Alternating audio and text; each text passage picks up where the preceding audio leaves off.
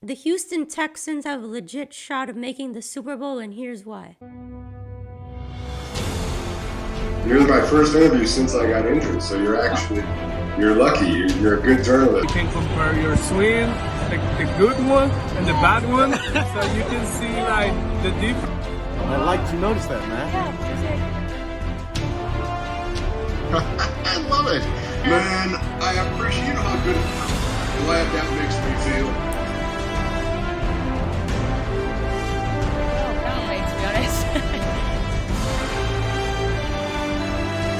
Welcome back to Mon of Sports Talk, and the Houston Texans are about to begin their 2025 playoff journey, and this team has been quite hyped up, probably the most hyped up Texans team that I've ever seen. A lot of people are picking this team to go all the way and represent the AFC in the Super Bowl, and that's a new thing here in Houston.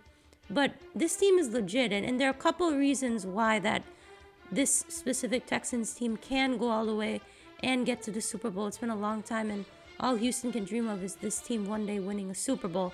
And they have all the ingredients to get this done, to win 4 games in the playoffs and win a title. And these are a couple of things that you need. Historically, you need a top 15, both scoring offense and defense. They meet that criteria.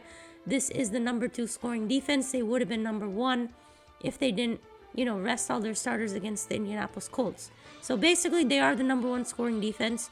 And this offense, I get they're not, explosive or really pretty to look at, but they are 13th in scoring, I believe. So they are top 15 in scoring offense and defense. That is critical to meet.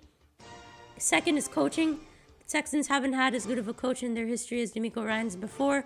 When you look at their previous playoff runs with Bill O'Brien or Gary Kubiak or whatever the case may be, I think DeMeco Ryans is the best coach that the Texans have had. And in general, the coaching staff is also pretty decent. I know you can get after the offensive coordinator, but he has gotten better, Nick Caley. And then third, you have to have something that you're really, really good at.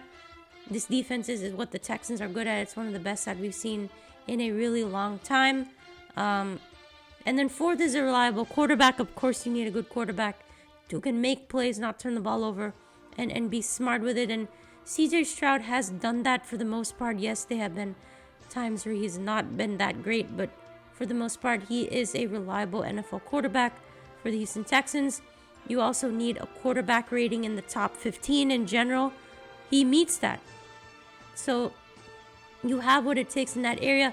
Finally, you need multiple all-pros in different positions, and the Houston Texans meet that. They have all-pros on all 3 levels of the defense, and even though on offense they may not have a signature all-pro, they certainly have Pro Bowl talent on that side of the ball. And now, the Texans also have a much better offensive line than in the past. The big thing about the Texans in the past is their offensive line is just horrible. They can't protect CJ.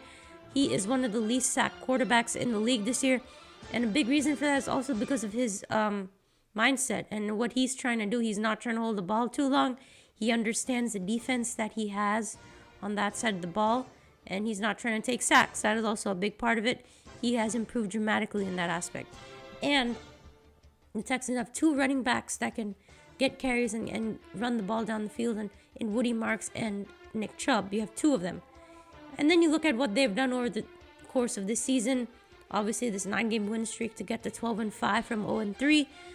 You'll beat quality teams like the Buffalo Bills, the San Francisco 49ers, the Jaguars, the Chiefs with Patrick Mahomes on Sunday Night Football, the Chargers, and the Indianapolis Colts with Daniel Jones. Those are all great wins. And they've had 5 losses this season. All 5 of them are to mostly playoff teams. Seattle, Los Angeles Rams, Jacksonville Jaguars, Denver Broncos, and they lost to the Bucs when they were hot early on in the season. So haven't had any bad losses yet. So they meet all the 5 criteria that you think a team needs to win the Super Bowl, and that has just not been the case here in Houston for some time. And now let's break down both sides of the ball really quick on why I think the Texans, they just have depth and they have playmakers. That's just what you need. And when you look at what CJ Stroud has done this year, so these are CJ Stroud's numbers this season. Over 3,000 passing yards, 19 touchdowns, 8 picks, 200 yards rushing, and a rushing touchdown in 14 games. He missed 3 with a concussion. So those aren't too bad. And then when you look at this Texans offense overall, the narrative on them is that they are not a good offense. But they are quietly 13th in scoring. I don't, that's about average. It's slightly above average, but you need a top 15, and they have that. CJ Stroud has gotten better. Offensive coordinator Nick Caley, he's a big key. Can he call those plays? Can he get into a good rhythm calling-wise? And, he has. And I think they're continuing to get better as the season has gone on. Play calling has gotten better. Really, the key for this offense is just no turnovers. Play smart football. Get good time of possession. Yeah, playmakers everywhere. We already talked about Winnie Marks. 700 yards rushing, 5 touchdowns. Total 200 yards receiving. Nick Chubb, 500 rushing yards and 3 rushing touchdowns. And then they're healthy coming into this game against the Steelers. You're getting Ariante Urstery and Trent Brown back in the offensive line. You already have Titus Howard on there as well. They have done a decent job. As long as Stroud is smart with it, the Texans have the recipe to success. Nico Collins, over 1,100 receiving yards, 6 touchdowns on 70 catches. Now, the key in the passing game is the number 2 wide receiver, and that is rookie Jaden Higgins from Iowa State. If he plays well, it's going to be really hard for anyone to beat the Houston Texans. He has over 500 yards and 6 touchdowns as well on 41 catches.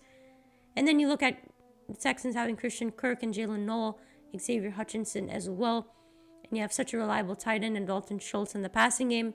800 yards receiving, 82 catches, which is the most on the team. So you have guys everywhere, and that's how they can get this thing done. And then defensively, you know what they are. First in yards per game, first in total yards. I talked about them pretty much being first in points per game. Top 5 rush defense, 6th passing defense. You have an all-pro on pretty much all levels. Derek Stingley Jr., the best cornerback in the league. 4 interceptions. He has a pick 6, 36 tackles. And then you look at Kamari Lassiter. I think he is so underrated.